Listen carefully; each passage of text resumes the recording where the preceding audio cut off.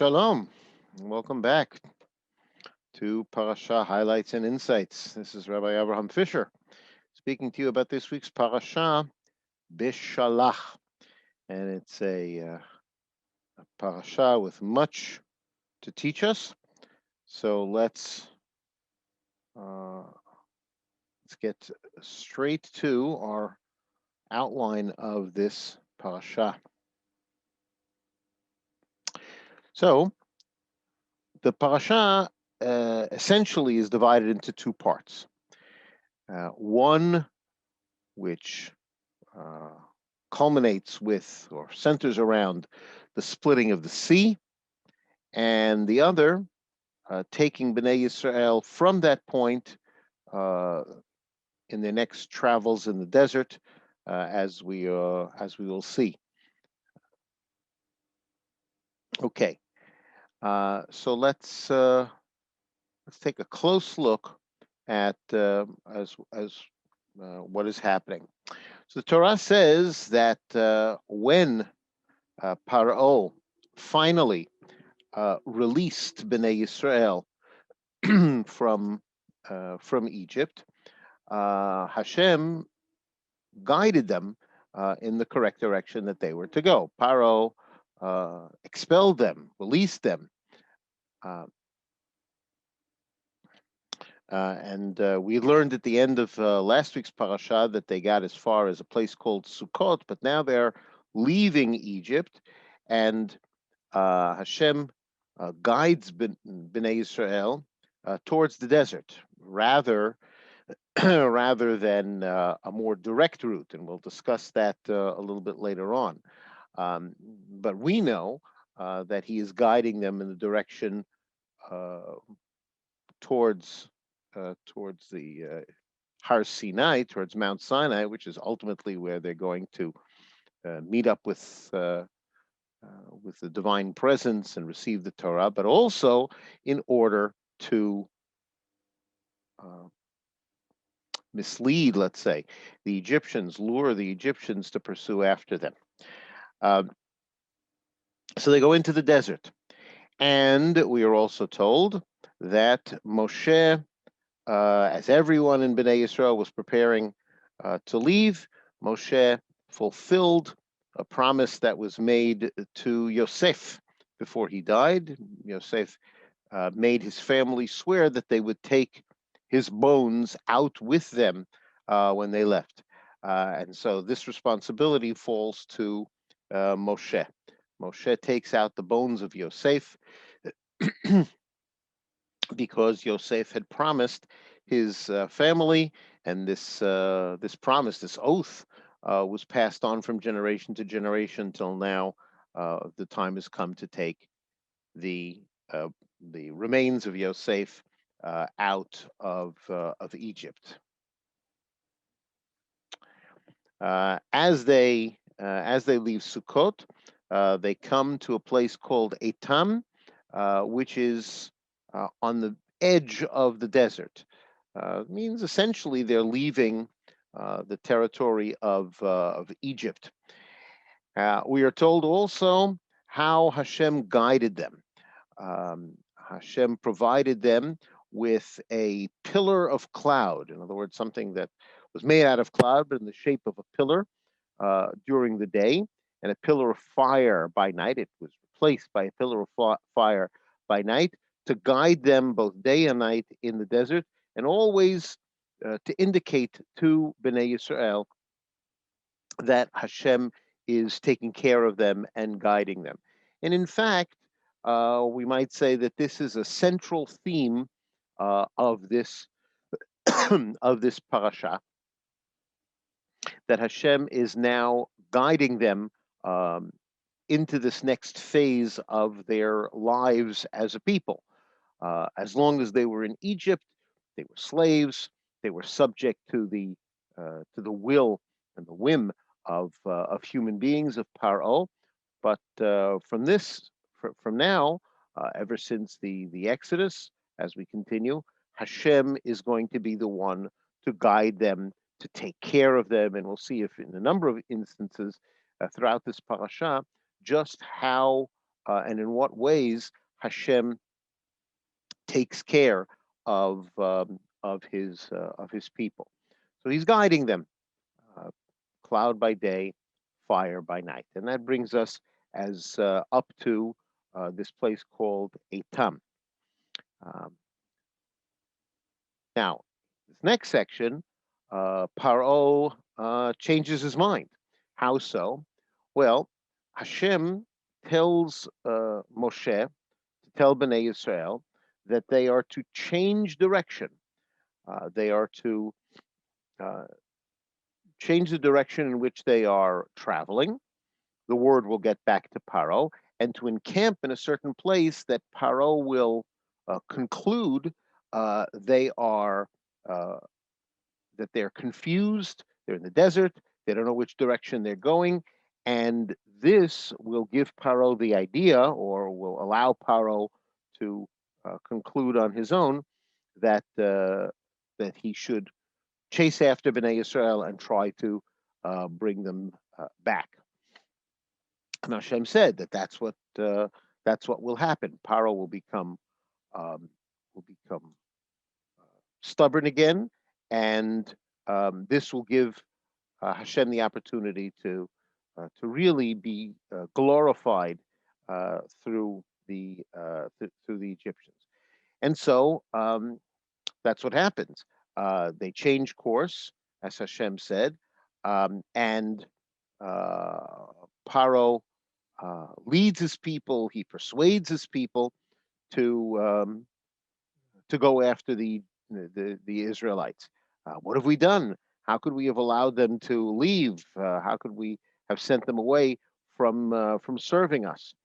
And is a description about how Paro not only persuades his people, but demonstrates to his people that he will lead them. He uh, he harnesses his own chariot in order to bring the children of Israel back. Um, and he takes 600 uh, chosen chariots, as well as other chariots from Egypt, with officers over all of them, and so they Paro leads his people to pursue after Bnei Israel, and they catch up to Bnei Israel where they are encamped, and then as Paro and his people get closer, Bnei Israel begin to panic, and they say to Moshe, um, "Why did you do this? Why did you take us out? Um, weren't there weren't enough places for us to be buried in Egypt that you have to take us to die in the desert?"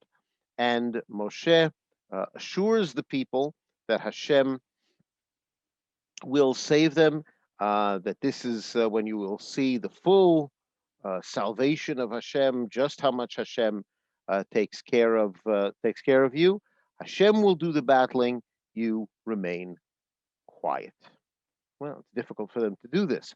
Um, it's very clear that they must be shouting and screaming and worried. Um, so Hashem tells Moshe to tell the children of Israel to go forward, just to march forward. You're in front of the sea. It's okay. I will take care of it. You, Moshe, raise your hand with the and raise your staff, and they will see that you are splitting the sea. And what I will do is I will harden Pharaoh's heart to pursue after you into the sea. You will know that I am Hashem. Uh,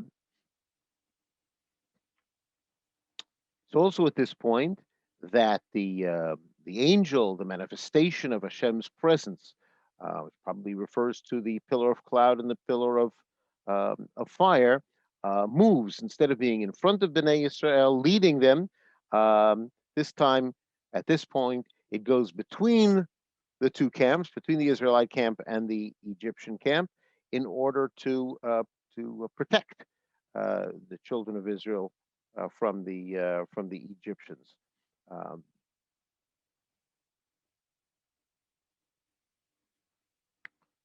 okay, and then uh, Moshe, as Hashem instructed, raises his staff. Hashem changes the course of the wind and causes the sea to split, and uh, a path is created within the sea. Um, the sea is called in Hebrew Yam Suf. This sea is called Yam Suf, and Suf means reeds. Uh, so a more correct translation would be the Sea of Reeds, not the Red Sea, the Sea of Reeds, and it's called that because there are reeds growing in that area. That's how people know this area. So a path is created um, within the water, with a wall of water on both sides and dry land in between. Many miracles are described in the midrashim that take place at this time. Um, the sea is split, and Bnei Israel walk in to this path um, created by this miracle. And the Egyptians, well, the Egyptians also enter the sea um, in order to pursue after Israel. Uh, for Israel, there's a wall of water to their right and to their left. Uh, but as time goes on, uh, the Egyptians begin to panic. They also begin to travel in various directions. Hashem removes the wheels from the chariots, and the Egyptians come to the conclusion and shout, "Flee!" Because Hashem is fighting for the Israelites here uh, here at this place, and it's in Egypt. And now um, Hashem creates the most spectacular miracle, in which not only is he saving the children of Israel, but at the very same time, he's punishing the Egyptians. So he tells Moshe to extend your hand again against the sea, and the sea will return. And so Moshe does this, and the sea returns to its usual place, its usual state, and at the same time as the children of Israel are walking through this path and they're being saved, at the very same moment, the Egyptians are drowned, um, showing that Hashem is in charge of all forces of nature. Hashem is able simultaneously to save uh, and to punish, to save the Israelites and to punish the Egyptians. The children of Israel are saved. They walk um, on dry land with the sea being a wall of water on both sides.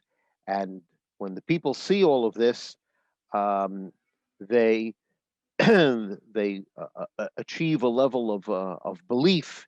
They have reverence for Hashem, and they believe in Hashem, and they also believe in Moshe, that Moshe is Hashem's servant. So it's at this moment that Bnei Israel have achieved a very high level of devotion, reverence, we call Yirat Shamayim, as well as Emunah, belief and trust in Hashem and in Moshe, his servant. What happens next is they sing. They sing a song uh, led by Moshe and Bnei Israel, and it seems that this song is inspired. It's inspired by a very high level of divine revelation. They have seen God's actions in the desert. They've seen Hashem punishing the Egyptians and saving and saving them. So Moshe leads Bnei Israel in a song, and the song has several parts to it. The first part is praise to Hashem for defeating his enemies.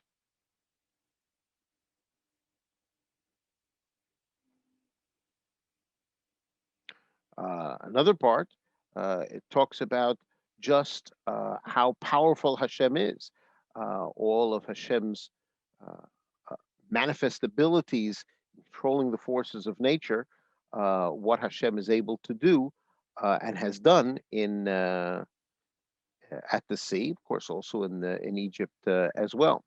The next part of the song describes how all of the nations that surround are now afraid. They're afraid of Hashem's power and of Hashem's protection of Israel. And that's also important because Israel will be in soon encountering various nations, and those nations ought to know what Hashem is prepared to do for his people.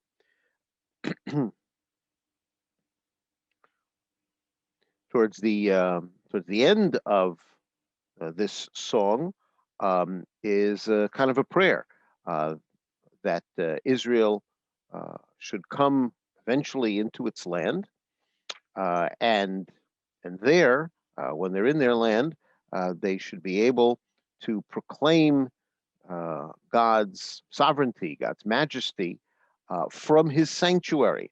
There's also a projection that eventually they're going to come to their land and they are going to build a place of sanctuary, a temple of sorts to Hashem, and that will be the place to fully proclaim Hashem's um, Hashem's sovereignty.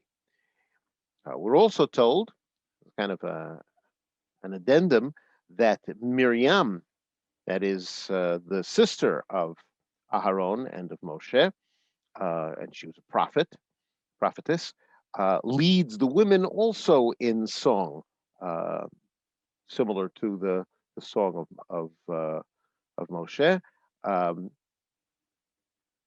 She leads them as well in song, celebrating what Hashem has done for all of the people. So this is the first section of the parasha, bringing us through the splitting of the sea, as well as the song celebrating this amazing miracle. Now, the next section of the parasha takes us from the Sea of Reeds as far as a place called Refidim. So we have a few stops along the way, and time again we will see how Hashem demonstrates not only his power but also his care for Bnei Israel. Moshe leads them away from the Yam Suf, and they are not able to find water. They travel for 3 days without finding any water, and when they finally do find a place that has water, that place has water that is undrinkable, water that is bitter, and that's why they call the place Mara. Mara means bitter, or bitterness. And so they complain to Moshe. Here we are. We finally find water, and it's undrinkable. And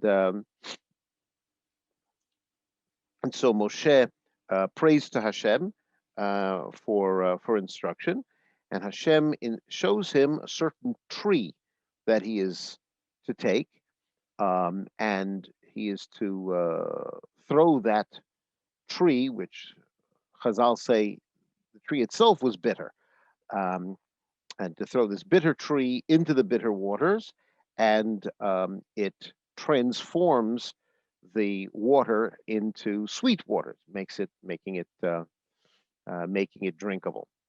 The Torah concludes this section by saying that this was a place where Hashem also taught Bnei Israel the beginnings of some mitzvot, some basic mitzvot of the Torah. According to Rashi, those were the beginnings of the mitzvah of Shabbat, and as well as some other laws, and like basic civil laws, as well as um, para aduma, the mitzvah of purification. But the message that Hashem concludes with this with is that as long as you listen to what I teach you, you follow my instructions, you follow my commandments, then I will take care of you, and you will not suffer from any of the plagues that the Egyptians suffered. I am Hashem who heals you. Next, they come to a place, to Elim. Only one pasuk about this, but what it says about Elim is that it is a place that has 12 springs and 70 palm trees. Very different from Marah. It's clearly a place with drinkable water and palm trees, which means that there's food to eat. And the numbers are significant. 12 springs, like the 12 tribes, 70 palm trees, like the 70 elders who helped Moshe in leading the people. They travel some more, and then they come to the wilderness of Sin. And the Torah even says when they arrived there, that they arrived in the wilderness of Sin on the 15th day of the second month, which means they've been traveling since the Exodus for 1 month. Once again, there's a basis for complaint, or at least they think there's a basis of complaint, because they say that we don't have the kind of food that we had in Egypt, which is really ungrateful in a sense, because after all, in Egypt they were slaves. Um, um, but they're complaining now that, well, when we were in Egypt, we had plenty of meat to eat, and we had as much as bread as we needed to eat, ignoring the fact, glossing over the fact that they were enslaved. But still, they need to be cared for. We can think of Bnei Yisrael at this stage in their development like a young child whom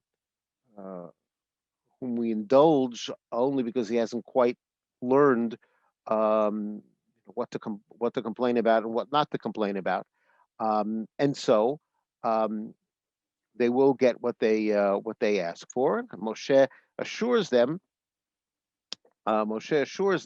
That Hashem will provide meat and bread for them in the desert, and Hashem says so. Hashem says so as well. That Hashem will make sure that there is bread, and it will be bread that will come from heaven, bread that will come from the skies. And the instructions are that they are to collect every day as much bread, as much of this bread as they will need. They will on Friday they'll have to prepare extra for Shabbat. And that's this prediction about the bread from heaven. And Moshe and Aaron point this out to Bnei Israel. And they're also told that Hashem will provide them with meat.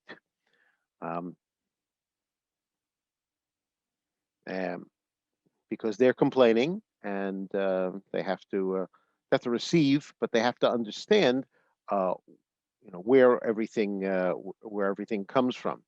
Tell Bnei Yisrael, to stop their complaining, because Hashem will provide what they need. And um, and so we're told not only about the bread from heaven, but about meat in the form of salav. Salav is a bird usually translated as quail, and in the evening, the quail just descends and they cover the entire encampment, and um, and also in the morning, when the uh, when the dew rises, they also discover this bread from heaven, um, and um, they they they call it man, which probably means what. They didn't know what to call it, so they said manhu, and that name stuck. And so from this point on, this miraculous bread from heaven um, is called uh, is called man. And the instructions are collect what you need per person per day, the right amount per person today per day, and do not leave over until morning. They're being told here that Hashem is providing for them, and that they should trust Hashem that He will provide for them from day to day, which is an important lesson that they have to internalize. And will not be easy to do so. Um, they collect. Uh, they discover that there is just enough for each person uh, to eat in each household, and the instruction is do not leave over until the next morning. But there were some who did not listen, and they did leave over until the next morning, and they discovered that it developed worms. So they have to learn to trust Hashem and to follow the instructions. Um, any of the man that was left over out in the field would just dissolve. When Friday comes, they collected and they discovered that they had double what they normally would take.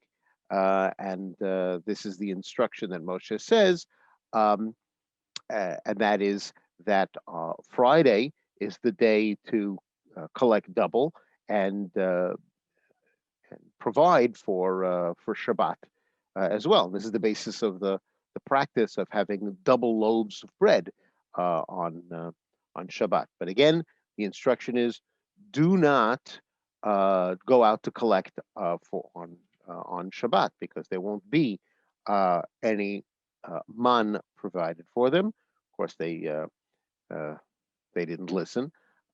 Some people looked for it and they didn't find it. But this is the way that Hashem is teaching them uh, about uh, about trusting Hashem, and about the significance of Shabbat and the interplay between working during the week and resting on Shabbat.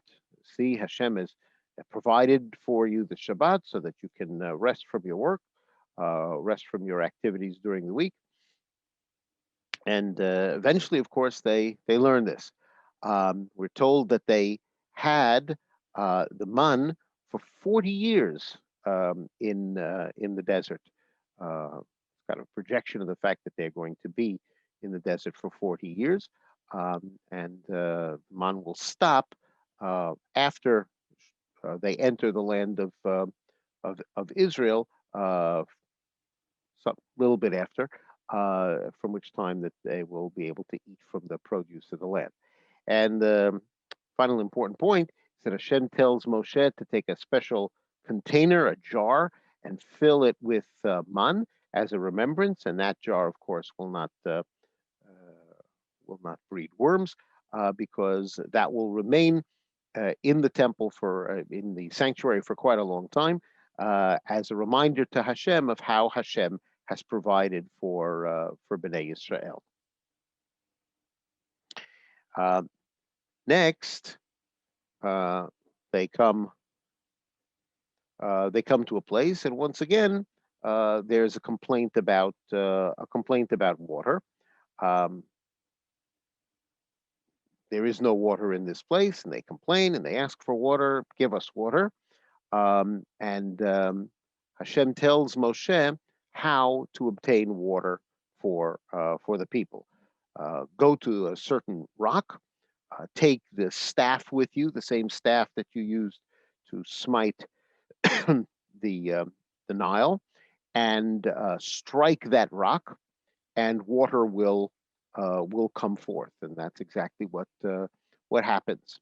Um, this place is known as Masao Meriva, which means contention and quarrel, because this was all prompted by the contention, by the even testing of Hashem. What they said is, Hashem really in our midst, or not? Bnei Israel need some education to see how Hashem is taking care of them. The final section, which, by the way, is also this final section is what's read in on Purim, because it's connection to Purim, is the war against Amalek. Remember that the villain of the Purim story, Haman, is a descendant of Amalek.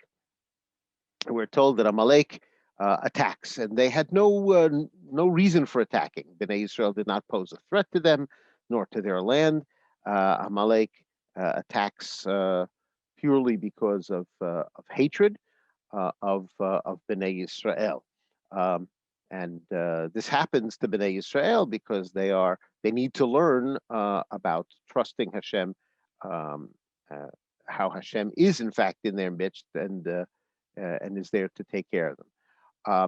But we see in this case, there's far more involvement by Bnei Israel in their salvation. Hashem is going to help, but being saved from Amalek is going to require actual fighting. So Moshe says to Yehoshua, choose men to fight, and go to war against Amalek. Whenever Moshe raises his hand, then Israel prevails, and the converse is also true. So that means Bnei Israel are taking more responsibility for what is to happen to them. But at the very same time, they invoke the help of Hashem, and that's what raising the hand means, to be aware that Hashem is the one who's providing the victory. And Yehoshua and the men that he's chosen are successful in weakening Amalek.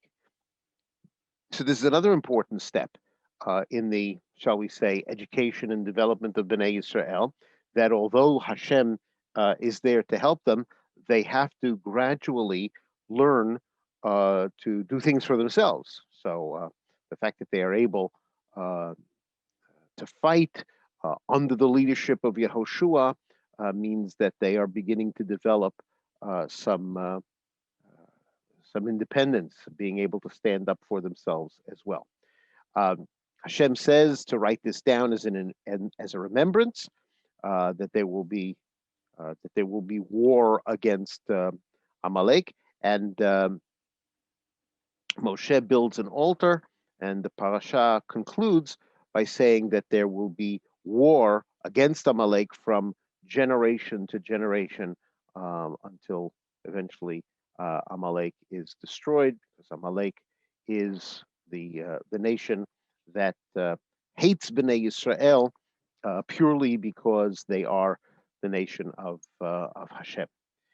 What I thought we'd do for an insight is to go back to the beginning of the parasha and see a comment, or at least part of a comment, by the Ha'amek Davar. At the beginning of the parasha, here's the way it is phrased: Vayhi Beshalach Paro et ha'am.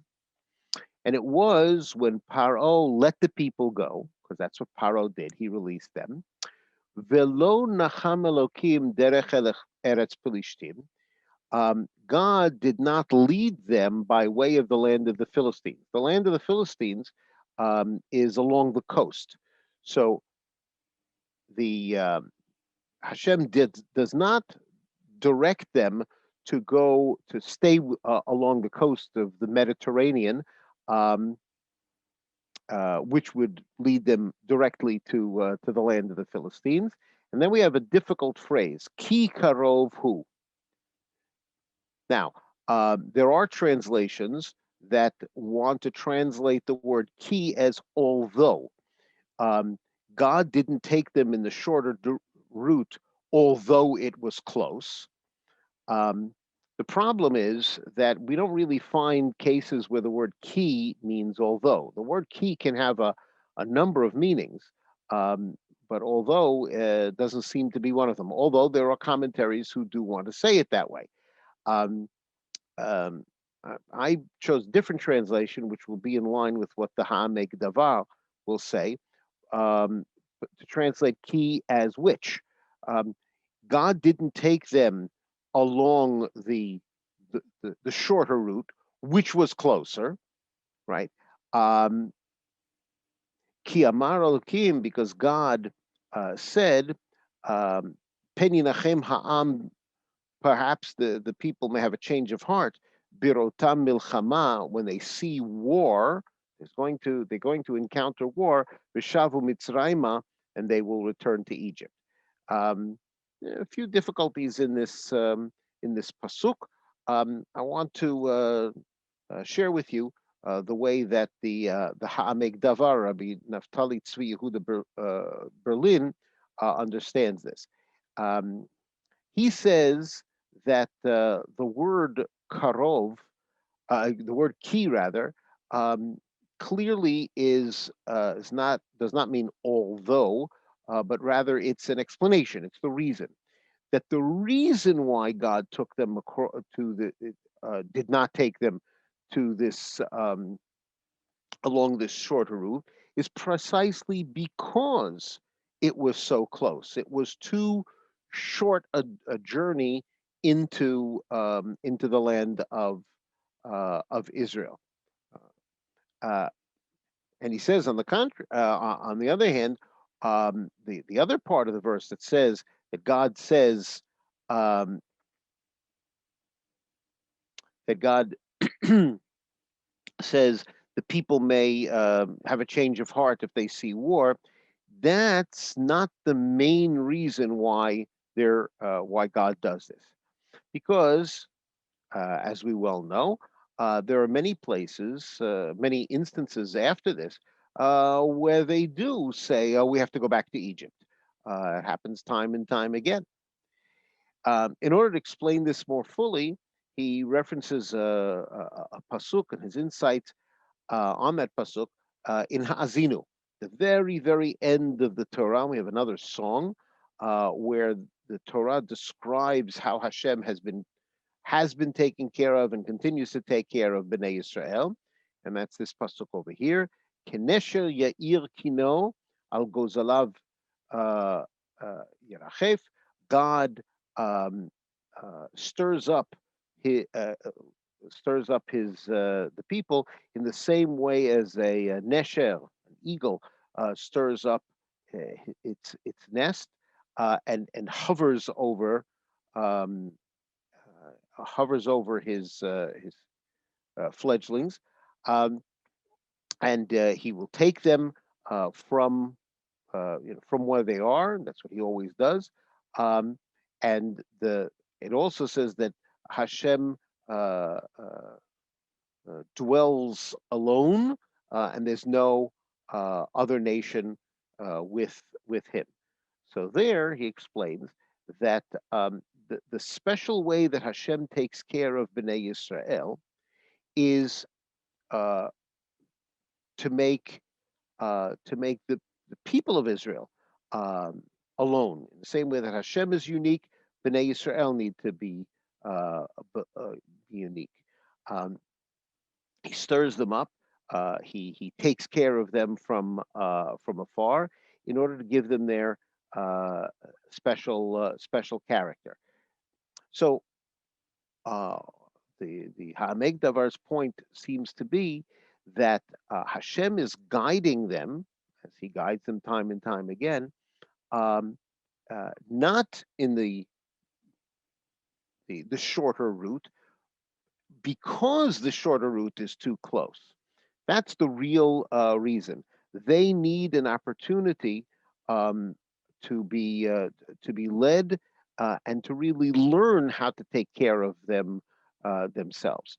What he says to them, Ki Amar Elokim, what he says to them is, well, there's a problem of war, and you're not ready for the war just yet. That's what he says to them. Um, this way, I think we can see that this opening pasuk really sets the tone for what Hashem is going to be doing for them in this parasha, as well as into the future.